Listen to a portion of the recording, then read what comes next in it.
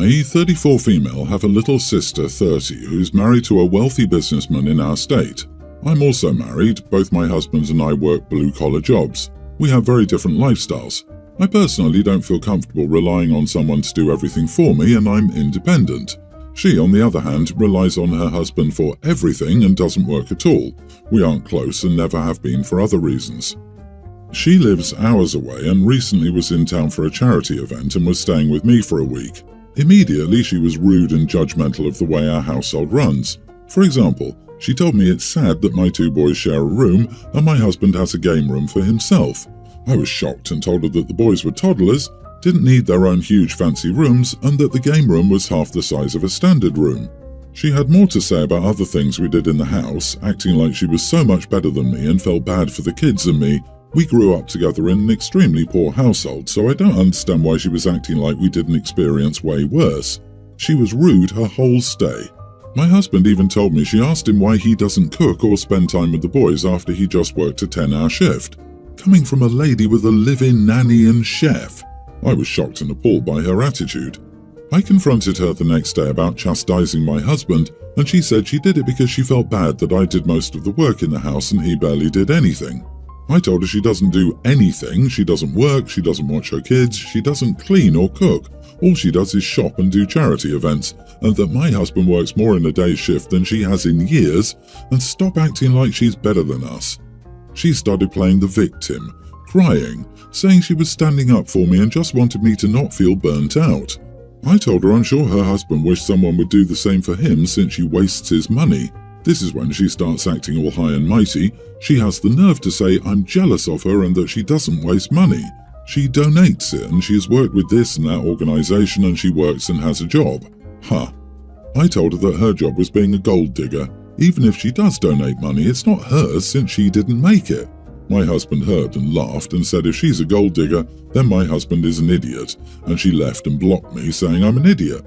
She told our brother and he said, I'm an idiot since I judge my sister for not doing real work while my husband's only job is working. I also work and do everything, so technically, if she's a freeloader, he's even worse. Am I the idiot? She came into my house and insulted me and my family. You are the idiot. She had a point about your husband and not spending time with his kids, and also about the boys sharing a room while he has a game room. If he has time for games, he has time to be a father too. Your husband seems useless in the household.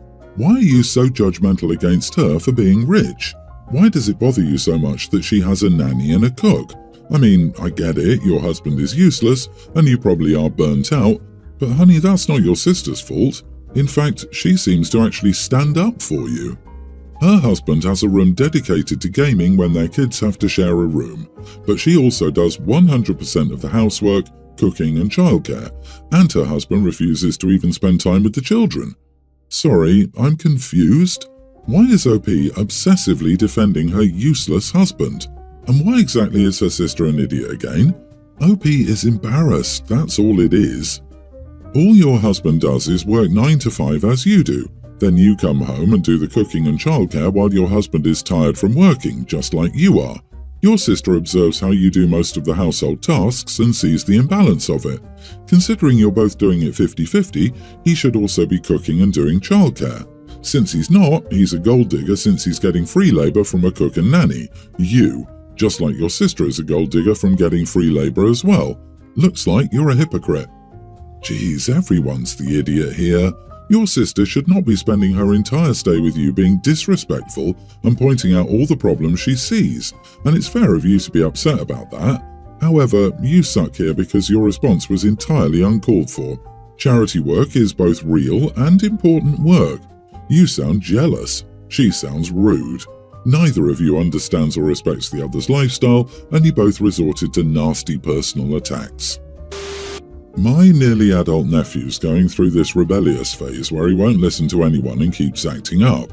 Because of this, my brother asked if I could take him for a few weeks because my niece developed some health issues, unrelated to his behaviour since the health issues started way after his behaviour. I said sure. I laid down some rules for my nephew on the first day. I was relaxed, but my one strict rule was no guests. Nothing personal, I just don't want random kids in my house. but he's allowed to hang out with them in the backyard or anywhere else so long as he's back by 11 p.m. and he stays out of trouble. It was going well for the first couple of days, but I caught a girl sneaking out at 4 in the morning, which gave me a heart attack. So I let them both have it and told my nephew if this happened again, then we'll have to revisit the rules if he isn't mature enough to handle them. Not even a week later, it's around 1 a.m. and I'm chilling in my room. I'm usually asleep by now, but I had a day off work. I heard giggling and knew he had a girl in the house. I decided to embarrass him because scolding and yelling wasn't working, so I stood outside his door, knocked loudly and yelled, "I forgot to tell you, but your anime cosplay costume came in. It's in the basement if you want to try it on." Now, there's nothing wrong with anime or cosplaying, but my nephew and the type of people he hangs out with do not like it. I heard the girl laugh before my nephew ran to the door, unlocked and began going, "What the heck are you talking about?"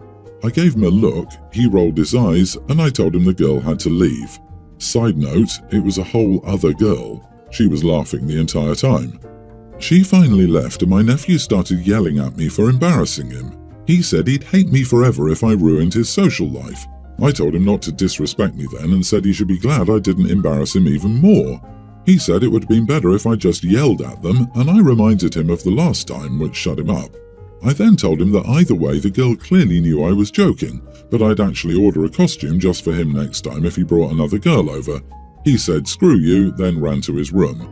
It's been a few days and he hasn't had any girls over and instead hangs out in the backyard with his friends. I feel like it might have worked, but he's still upset about the joke. He told me that the girl told her friend group and now like 5 girls think he's an anime cosplayer. I told him they were teasing him, but he insisted I'd ruined his rep. I don't know, I don't have kids and I do feel a little bad. Am I the idiot for embarrassing my nephew? Not the idiot. Looks like he ended up on the find out side and didn't like it. But he learned. Also, you embarrassed him in front of one person who shouldn't have been there in the first place. You didn't embarrass him in public, like making him wear cosplay to school or something. He should thank his lucky stars that you didn't decide to get even more creative. Oh, the teenage ego. So fragile. Everyone has currency or something that they value. You can punish young children by saying no dessert, but teens don't respond to that, so you have continually adapted. Taking cell phones away, embarrassing them, etc. He'll get over and laugh one day. But maybe you should buy a Sailor Moon costume just in case. You don't want anyone pregnant under your roof. What probably happened was the girl told her friend, who was probably the other girl he had over there, who found out he was messing with both of them, and probably some other girls in their friend group. The embarrassment worked. You treated him like a mature, reasonable person. That didn't work. So you found an effective way to get him to understand the rules. Welcome to being a parent. Quick backstory. I, female 29, married my husband 45 a little over a year ago. He had 2 kids from previous marriage, Sam, teen male, and Zach, tween male. My husband and I started dating when Zach was 4 and Sam was 9. I treat both of them like they're my own sons, but Zach and I have a closer relationship. It's because I met him when he was very young. My husband and his ex-wife have 50-50 custody, 1 week with us and then 1 week with her. Now for the situation. In our home we have a rule that there are no electronics after 8:30 p.m. This applies to my husband and I as well.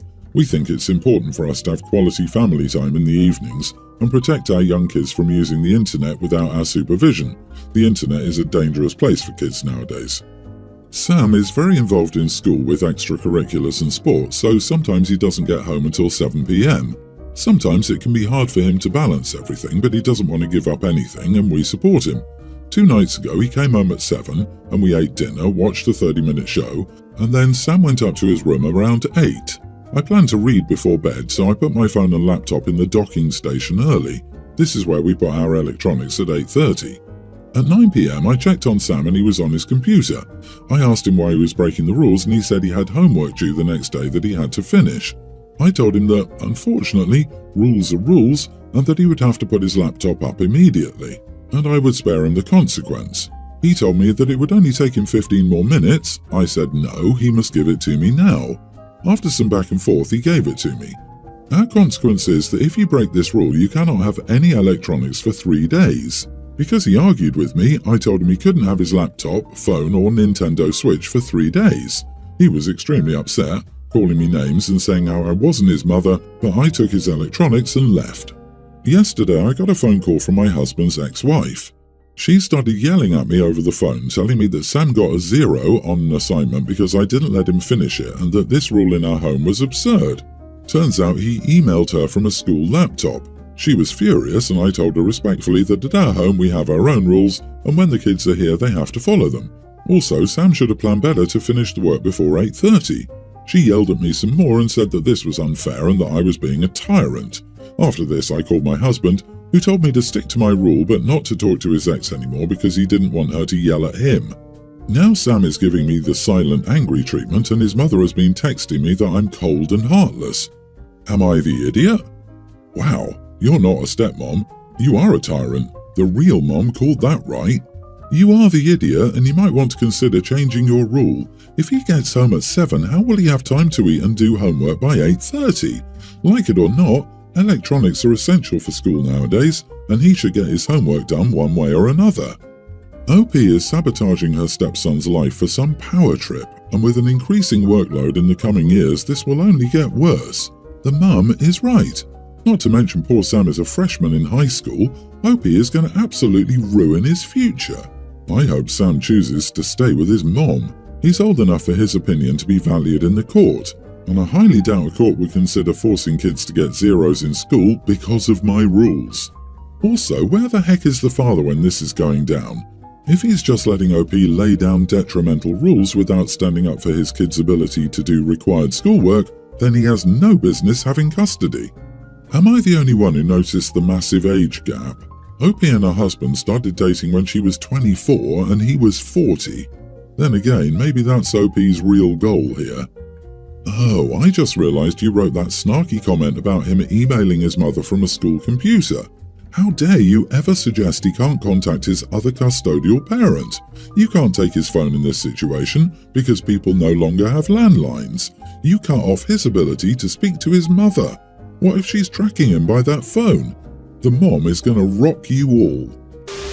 My mom named me. My dad wasn't involved in my life until I was about 4. So mom named me herself and I have her last name. Dad ended up stepping up eventually, but I'm not close to him. My mom died when I was 6. My dad was dating Natasha at the time. After Dad realized how hard it was to raise a kid alone, I guess he decided he and Natasha needed to be more serious. He moved her within a month of my mom's death and they were married almost a year after mom died. Natasha wanted to adopt me. My dad asked me if I would consent to that and to my name being changed. I said no. He said fine and told her I would need to agree. She was upset I said no. She spent 3 years attached to my hip trying to make me love her. She got pregnant near the end of those 3 years and gave up some, but not entirely. Really, I just got some room to breathe, but she always tried to fill the role of mom in my life. One thing that's always bothered her is my name. It's not your classic common name. I always loved my name, but my stepmother named her kids names like Elizabeth and James, so my name sticks out. I like it. She named her kids, but my mom named me, and I like that my name stands out. A few times she's tried to nickname me something like Emily or Hannah. I've told her that is not my nickname or something I will take as a new name. She told me surely we could find something better. I've told her no many times. She said my name will not age well and will make my life harder when I graduate college and have to find a job. I told her I didn't care. A few days ago she got really frustrated because I had a teacher write father and stepmother in an email she was sending out to parents. The teacher asked if they write mom or dad or grandma and grandpa, mom and stepdad, etc.